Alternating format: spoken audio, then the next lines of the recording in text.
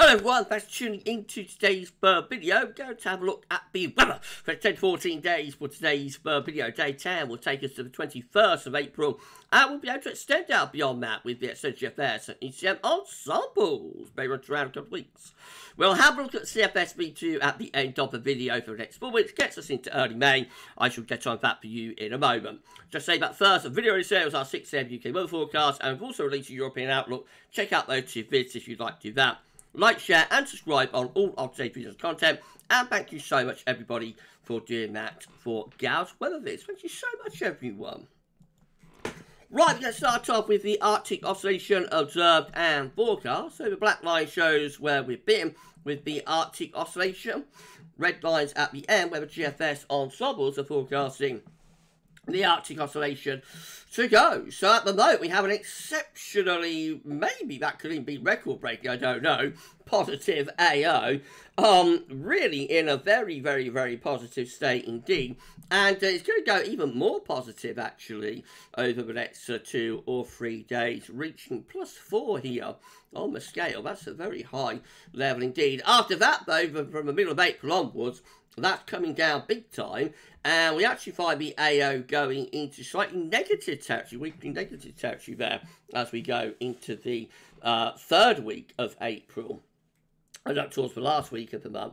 So obviously a big plunge in the AO. That tells us that the blocking signal will be coming back. Of course, the AO was in quite a long-term negative phase through much of March, actually up to the beginning of April. Since we turned them up, we've been trending upwards into very strongly positive territory with the AO, but it looks like that's coming back down again into the 2nd half of April. So remember, it's always weather that's driving the index. So the reason that the AO is in a very positive state there is that we've got deep low pressure at the moment over the Arctic and over the North Pole as well. When the AO goes negative though, we've got high pressure blocking over the Arctic and over the Pole. So this is telling us that the blocking signal is going to be strengthening into the 2nd half of April. Could that be a sign of something a bit colder maybe? Remember, it's always a case of where the blocking is sitting. Now, the NAO not doing anything nearly as dramatic as that. So, again, black line shows where we've been with the North Atlantic oscillation. Red lines at the end, where GFS Ensembles are forecasting NAO to go. At the moment, we're around neutral to very weak negative with the NAO. We're going to be going positive with the NAO towards the middle of the month in the next few days. And then into the 3rd and final week of April, returning back to a neutral to weak negative state again. So we're hovering very close to neutral, at times a little bit on either side, but nothing particularly dramatic going on with the NAO. It really is with the AO that we're seeing some quite unusual developments, to say the least. We shall keep you updated. Central temperature is now sitting at 11 degrees, ticked down again yesterday, but still 3 degrees above 61 to 1990 average. That is provisional to yesterday, to the 10th of April. That'll start rising now, and I think by the end of the weekend that could well be into the 12s actually. By the time we get to the start of next week, then we'll see where we go after that though.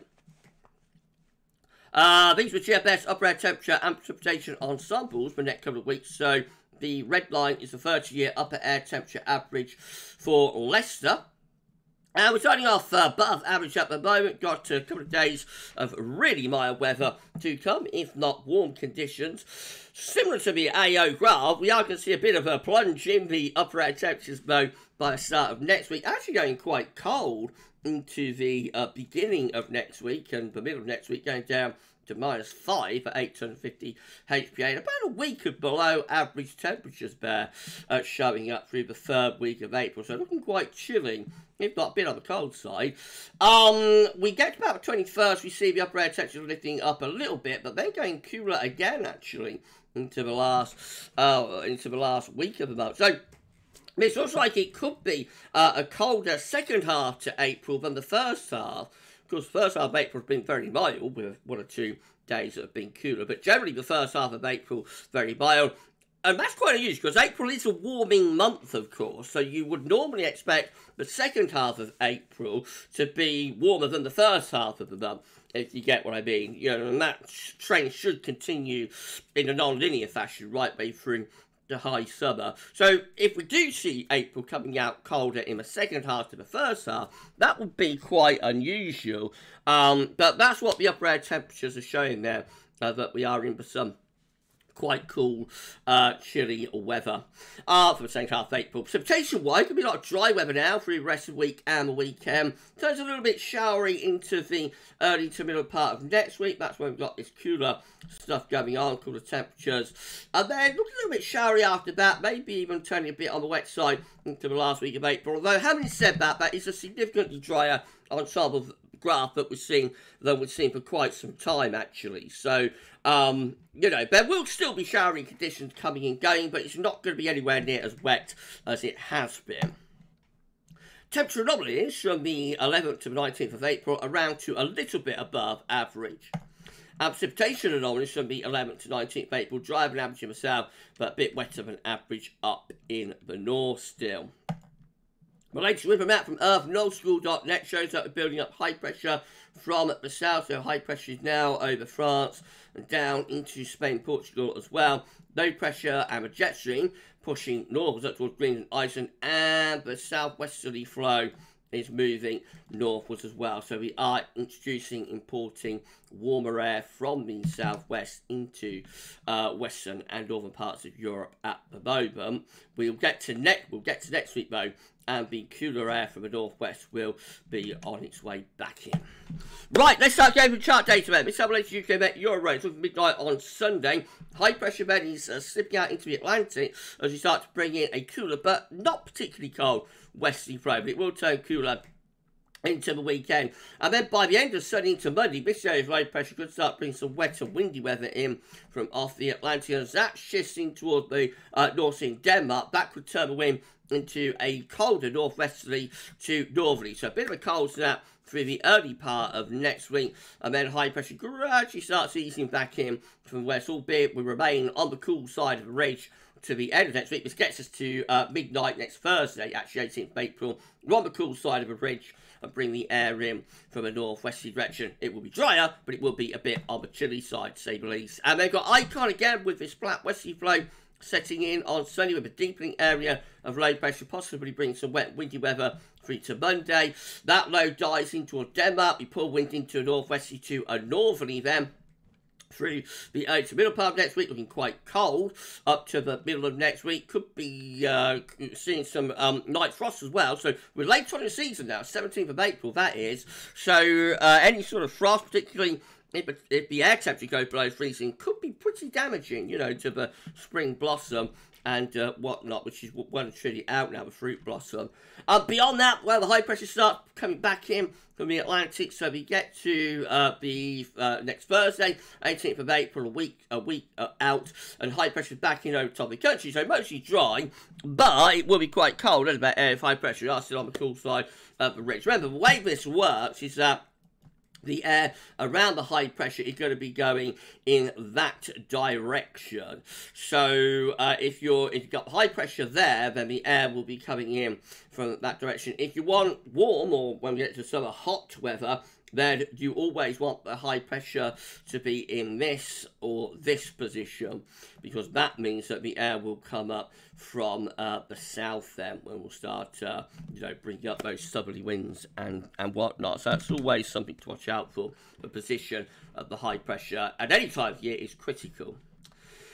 Right, we've got the KMA. Next, again, bring in this flat westerly flow as we go through into Sunday. Then low pressure bringing wet and windy weather potentially to the start of next week, and a cold push from the north as well. There might be some wintry showers in the north, and certainly risk of some overnight frost as well. Then high pressure builds in through the second half of next week, settling things down quite chilly under that area of high pressure. Now, that is what I'm talking about. So the high pressure is actually slipping over to the east. So by around day 10, which is the 21st of April, we're probably starting to bring some quite warm air up from the south now. However, you'll notice, oh, what's that doing?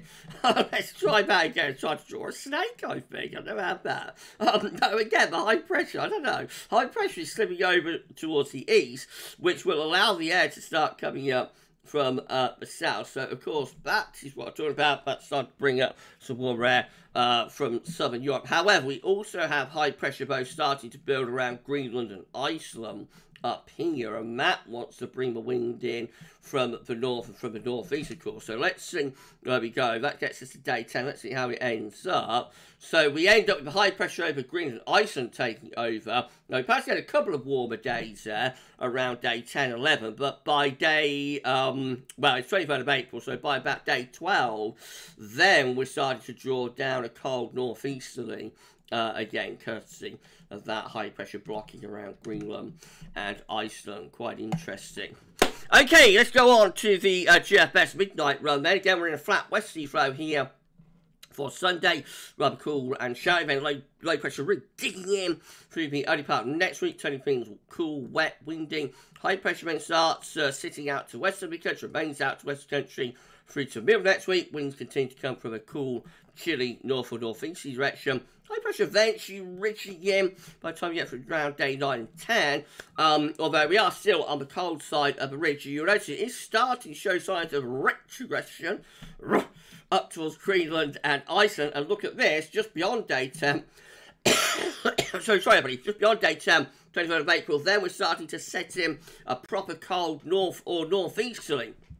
And off we go into the last week of April with north-northeasterly winds and looking pretty cold as well. Now, this happens more often than you would think that we get a cold snap through the last week of April. It is one of the, I would say it's a singularity. You know, it's not like the hot first week, 10 days of September. That's a true singularity. That occurs not every single year, but it occurs a lot of years that we get that hot first week, 10 days of September. This isn't as regular as that, but we do see it quite often that you get a cold snap in the last week of April. So although this is all extended range, I won't completely rule this out that we pull in these northeasterly winds into the last week of the month.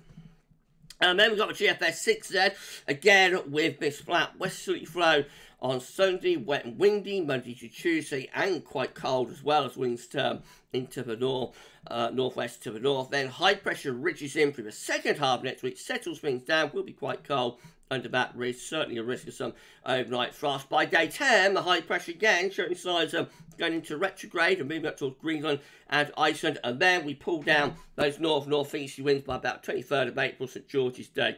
We're into a proper northerly plunge then, and the remainder of GFS 6Z continues to look quite cold with high pressure blocking around Greenland, Iceland, and in the North Atlantic as well. Probably not quite as much of a northeasterly blast as the midnight run was showing, but nevertheless a chilly last week to April there.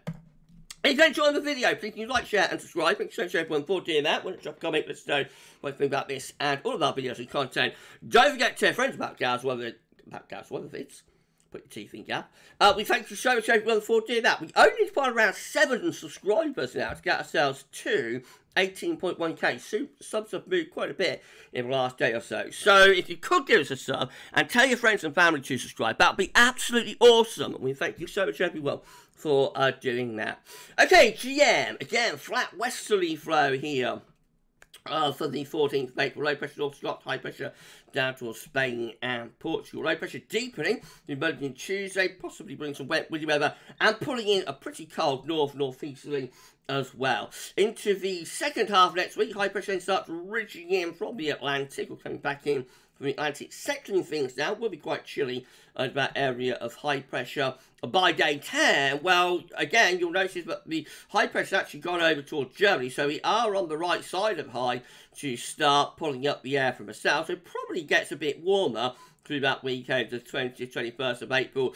But again, notice this high building around Greenland and Iceland with this low to the north of Scotland. That's going to try and bring in a northerly flow, and it does look a little bit poised there. That brings some cold air back in from the north for the last week of April. And then the ECM finally, flat westerly flow for Sunday. This flow deepens in the Atlantic, so to Monday, bringing wet and windy weather in with it. Then we get a push of quite cold northerly winds by the time it through to Monday, Tuesday, or a high pressure sits out to west of the country through the second half next week, keeping us on the cool side of the ridge. Will turn mostly dry through the second half next week, but will be quite chilly under that high pressure, I think. and that's a setup by day 10. High pressure slap bang over top of the country, 1030 millibars. Certainly dry, has got that going for it. But we are still on the rather cold side of the ridge. So by day, probably won't feel too bad in the April sunshine, but by night could be a bit on the cold side with some overnight ground frost at the very least. No sign up to day 10 for the ECM of the high pressure going into retrograde, maybe that's all Greenland and Iceland, but obviously we know from the other model output that beyond that, days 11, 12, that is something that we have got to be a little bit wary of. This is a precipitation forecast based on that ECM run from Temp.com. We've got more rain coming in the north tonight, mainly dry down in the south, and then we're into mostly dry weather for England and Wales tomorrow into the weekend, still showery though up across Scotland.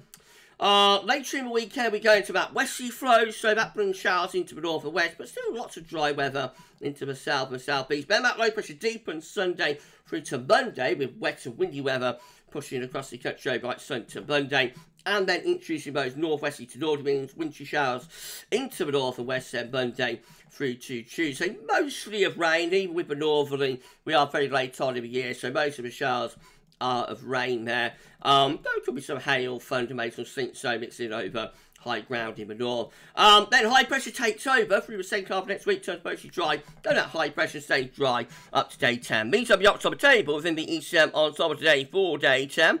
Gets us to the 21st of April from the Icelandic Met Office. 26 members of the ECM Ensembles take the high pressure into retrograde and move it up to Greenland. With low pressure plunging southwards, that turns the wind into the north. That's like what the GFS is showing, for example. And then we've got 25, including the control and the operation run with high pressure slap bang over top of the country. So it's virtually a 50-50 split at day 10, whether we're going to send that high pressure up to Greenland or keep it over the top of the country. In 2 weeks' time, these are the options that we've got. Actually, let's just go on a little bit beyond that. So, that's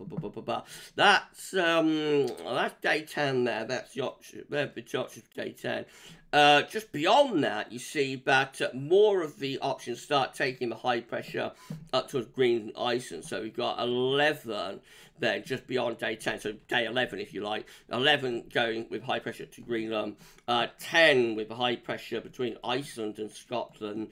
10 here with a mid-Atlantic ridge going up towards Greenland. And 10 there, easing the high pressure out to the west as well. Just really this option keeps the high pressure close to the country, but even that raises heights a little bit up towards Greenland. So it looks like beyond day 10, the ECM ensembles are also starting to pick up on a change towards the high pressure maybe going into retrograde.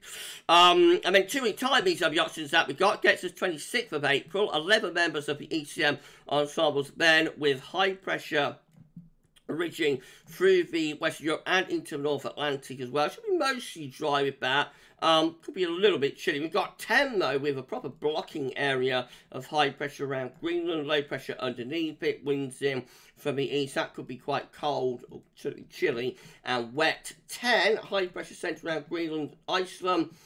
And reach through western parts of Europe as well, so that could be a little bit on the cool side actually. We've got another 10 just here with high pressure more towards Scandinavia, more of a Scandinavian high. That could bring up the wind from like a southerly southeasterly. That could be dry and relatively warm.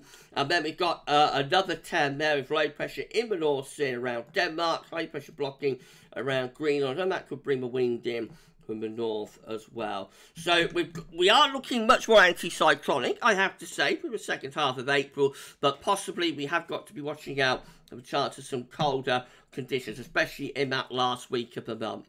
CFS V2 finally beats a 500 millibar height and non-bring down into weekly periods. The first week period will take us from the 11th to 17th of April. Next week we'll have high pressure to our southwest, low pressure beat to the north of Scotland. Should be relatively mild with wind coming up from southwesterly direction. Week 2 it's going to be the 18th, 24th of April. High pressure then ridging through Western Europe. Again, it should be mostly dry with that and hopefully relatively warm as well. Week 3 is going to be 25th of April to the 1st of May. No pressures to the north of Scotland. High pressures over towards the Canadian side of Greenland.